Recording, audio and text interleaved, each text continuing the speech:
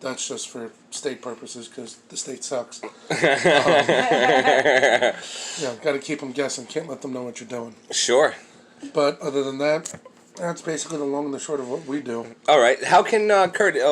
How can you describe to our listeners and viewers what exactly you guys do? You defrag, you reprogram.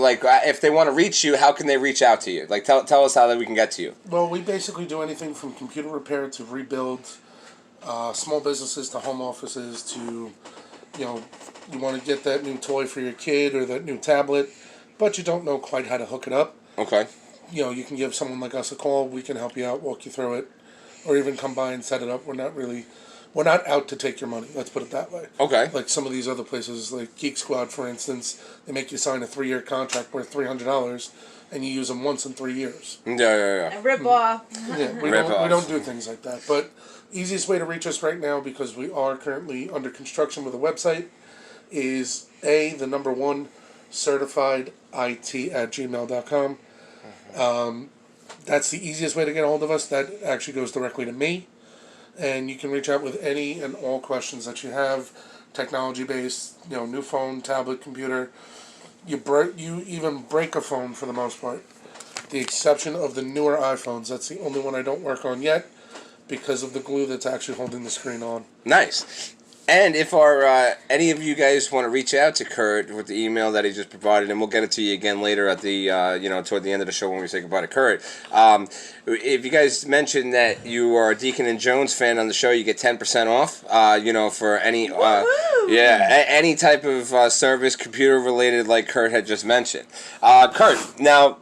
Again, glad to have you on the show, man. We're definitely excited to have you. So we get a lot of feedback from the viewers. So our fans love to hear us. This is the Deacon and Jones show, so these guys, they're always tuning in. And we need to incorporate what they're requesting. So we know that you're a country music fan, and so we had some viewers last week, 3 in particular, who have reached out and they would like to hear a little bit of country music in the show. So we did let the audience know this is going to be a little country music on the show today. So with that being said, let's go right into our next topic. Best country artist of all time. Come on, Jones, let's hear the answer. Actually, excuse me one second, not to be rude, Jones, because I always let ladies go first, but let's let our guests go first. That's right, let's let our guests go. Kurt, why don't you tell us, in your opinion, who's the best country artist of all time? Oh, God. That's actually a tough one, because you can go back as far as Merle Haggard, Waylon Jennings, or you can go something a little bit more modern, such as Garth Brooks, or even Travis Tritt. All right. Jones, what's your input about the gentleman that Kurt had mentioned? Any of them do you feel like they're the best of all time? What's the laugh for, Jones? The laugh is because I thought the question was different. Typical Jones viewers. Thank you guys for listening to the Deacon and Jones show. Please do email us how many times that you think in our show that Jones doesn't understand the question. Again, that's the Deacon and Jones show at gmail.com. I think you guys should start keeping a tally of how many times that happens. I know the question. Okay. I just thought in the plans of the show that the question was plans? different. Jones, do we have a script? No, but what fucking plans do we have on this show? It comes right head to head. Brainstorming. All right, brainstorming. All right, go. Who's the best country artist of all time? Your opinion. Garth Brooks. Garth Brooks. Okay, all right. Why you guys say it like that? Why you say Garth Brooks is? Why do you think that? For me, if you were in a different generation, you might think differently. But okay. In my generation growing up, I listened to a lot of Garth Brooks. Okay.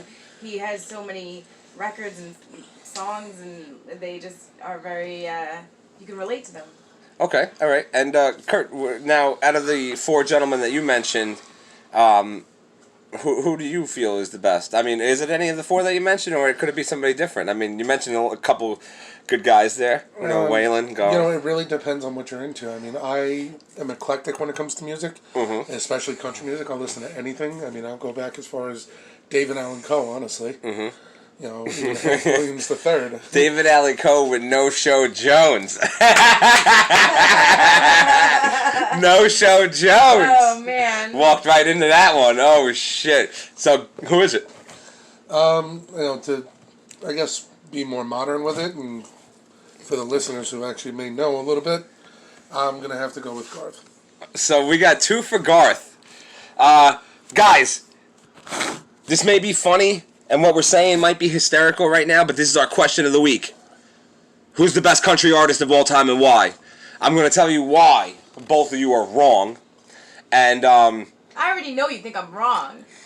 it's just an opinion, a matter of opinion. You tell me who you guys think, and I'll tell you right now that the best country artist of all time is a man who shares a place in both the Rock and Roll Hall of Fame and the Country Music Hall of Fame. Johnny Cash. He's the man in black, Johnny Cash. That's why he is the best. In my opinion, I love Johnny Cash, and if you guys don't think I listen to Johnny Cash, trust me, I have 3 or 4 playlists that you guys can access on YouTube, which when you're done watching the show on YouTube or listening to the show, you can hop right on over there and listen because I do have Johnny Cash in there. I mean, come on. Walk the Line. Oh, yeah, definitely. But Has to be my all-time favorite by Johnny Cash. oh, yeah.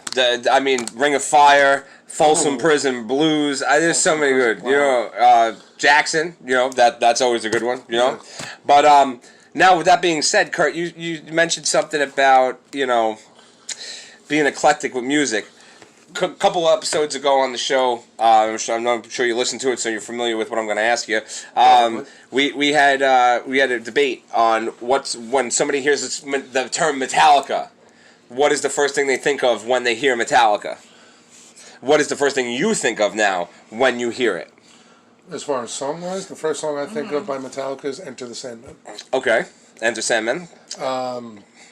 That dates back to when, you know, early 90s. 91. Mariano Rivera coming out of the bullpen for the New York Yankees. Yeah. Oh, yeah. So that's where that all started from. Yeah. Yeah, definitely. He was a big fan. They actually, on his last game, I'm sure you were aware, they played at Radio City. They played at the Apollo Theater. Private viewing for Sirius XM viewers. I was there. Amazing show. Every album in this entire it was just amazing. You know, you're hearing so many great songs that night, and the next day they were so hoarse from playing for so long at the Apollo that they went to Yankee Stadium for his last game to go and honor him, and they just sounded like shit. I love Metallica. They always sound great, but you could tell they were hoarse and tired from the night before. They gave everything to that show. It was probably the best show I've ever went to by Metallica, and that's crazy. And he's been to a lot of Metallica shows. Beyond what you guys would ever imagine. 51 to be exact, and we're still going because hopefully the greatest rock band ever will get back and play for us soon, when it's safe to go in. But until then, we always have Metallica Mondays. Metallica Mondays, good show this week, 1997. It was from Salt Lake City. Very good show. Focused more on Load and Reload, but it was still a good show. But you got to figure that was the time of that era, so it was going, you know, I mean, but truthfully, in my opinion... I don't think that was Deacon's favorite show. No, it wasn't my favorite show. I want Kill 'Em All. I want Master of Puppets. I want Ride the Lightning. He's telling you that it was a good show, but when I got the report, he told me it was not the best show. Yeah, I didn't say what I said. Yeah, I said it was good, but it wasn't their best. Is exactly what I said. With that, with that being said, when I get a chance to see them again, is part of what our next topic is with getting into. But one thing I want to mention before we get in there, No Life Till Leather, a little something I just found out that Metallica released a demo before Kill 'Em All that was called No Life Till Leather. If you guys knew that, email us at where, Jones?